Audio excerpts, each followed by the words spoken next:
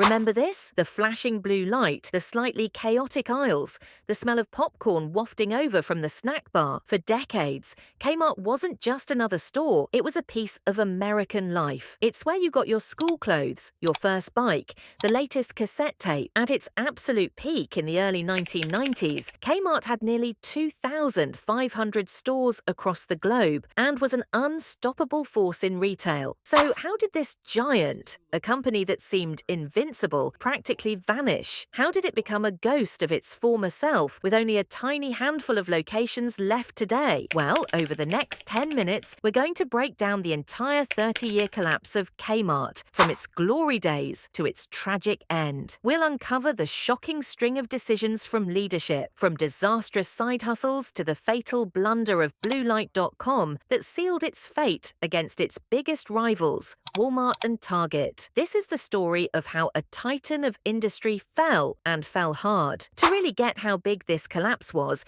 you have to understand just how massive Kmart used to be. It all started with the S.S. Kresge Company, but the first official Kmart discount store threw open its doors in a Detroit suburb back in 1962. The idea came from its visionary president, Harry B. Cunningham. He bet on a future of one-stop shops with brand-name goods at low prices, and his timing was perfect for America's suburban boom, and it worked brilliantly. Kmart's growth was absolutely explosive. By 1966, sales had blown past $1 billion. The 70s were even wilder. In 1976 alone, Kmart opened a staggering 271 new stores. By the early 80s, you could find over 2,000 Kmarts across the US and Canada. This was Kmart's golden age. Shopping there was an experience. The brand was so woven into the culture that it launched product lines with stars like Jacqueline Smith and a hugely successful partnership with Martha Stewart. And of course, who could forget the blue light special? First introduced in 1965, that flashing blue light became a cultural icon, a signal for a surprise, on-the-spot sale that created a real sense of fun and urgency in the store. For a whole generation, Kmart wasn't just a place to buy things, it was a destination. At its peak in sales volume, it was the second largest retailer in the United States, just behind Sears. But as the 1990s began, the first cracks started to show. While Kmart was busy putting a store in every town, two other companies were quietly getting a lot smarter. Down in Arkansas, Walmart was building a logistics empire, pouring money into a high-tech supply chain that Kmart had totally ignored. This tech let Walmart know exactly what was selling and where, keeping its shelves stocked and its costs brutally low.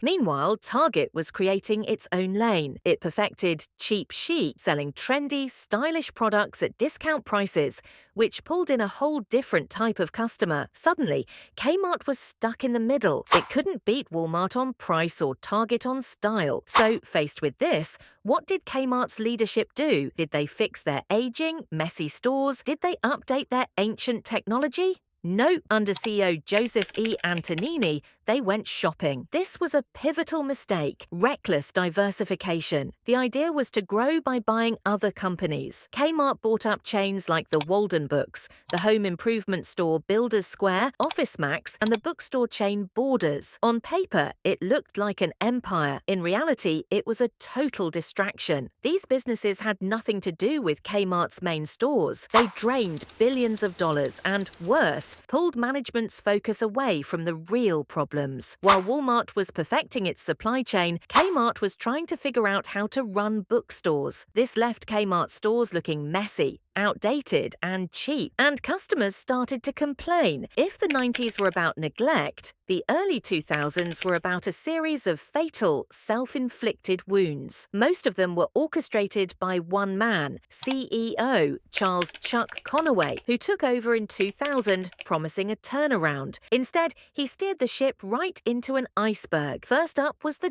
.com disaster. BlueLight.com spun off as a separate company in 1999.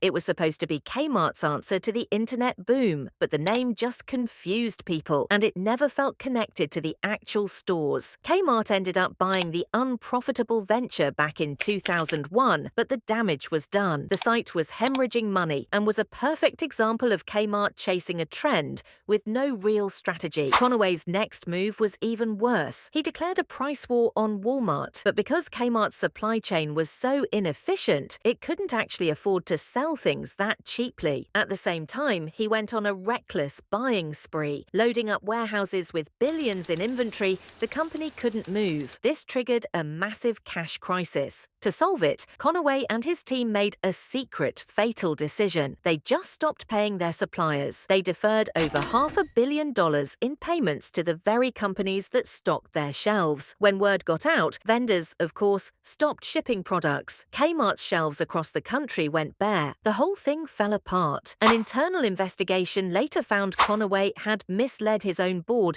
about how bad things were. On January 22nd, 2002, Kmart filed for Chapter 11 bankruptcy, closing hundreds of stores and laying off tens of thousands of employees. Out of the ashes of that bankruptcy, a new figure emerged who would define Kmart's final act, a hedge fund manager named Eddie Lampert. In 2003, Lampert's firm bought up Kmart's debt, took control of the company, and he eventually made himself chairman. Lampert was a Wall Street guy, not a retail guy, and he ran the company that way. His strategy wasn't to invest in stores or fix the broken infrastructure. It was financial engineering. He slashed costs and sold off valuable real estate for quick cash. It created the illusion of profit for a little while, but it was a death sentence for the brand. Then came Lampert's masterpiece of a mistake. In 2005, he engineered an $11 billion merger between Kmart and the equally struggling Sears. The logic? That mashing two failing retailers together would somehow create a winner. An analyst at the time said it was like putting two losers together. The new company, Sears Holdings, had no clear identity and was still getting crushed by Walmart and Target. Lampert's leadership was also widely criticized for creating a toxic internal culture where he pitted departments against each other. Instead of using cash to renovate the decaying stores, he focused on stock buybacks and selling off the company's best parts. He sold iconic brands like Land's End and Craftsman. He even sold hundreds of the company's best properties to a new real estate company he created, Seritage, which then forced Sears and Kmart to pay rent on the very buildings they used to own. This move made Lampert richer while bleeding the retail company dry. The result was inevitable. Sales collapsed, losses piled up, and finally, in October 2018, Sears Holdings filed for its own massive bankruptcy. What's left of Kmart today is just a shadow. After the 2018 bankruptcy, a new entity formed by Lampert, called Transformco, acquired the company, but the decline just kept going. The last full-sized Kmart on the US mainland closed in 2024. As of early 2026, only 3 Kmart-branded stores are left, a small format store in Miami and 1 store each in Guam and the US Virgin Islands. From nearly 2,500 stores to just 3. Kmart's 30-year collapse is a brutal cautionary tale. The reasons for its failure are painfully clear: a failure to adapt to competition, disastrous leadership focused on diversification instead of the core business, a complete neglect of technology, and finally, a decade of financial engineering that stripped the company of its assets and bled it dry. Kmart wasn't just a store, it was a piece of American history that simply failed to write its own future. What do you remember about shopping at Kmart? Did you ever catch a blue light special? Share your stories in the comments below. And if you found this breakdown interesting, make sure to like and subscribe for more stories on the rise and fall of iconic companies. Thanks for watching.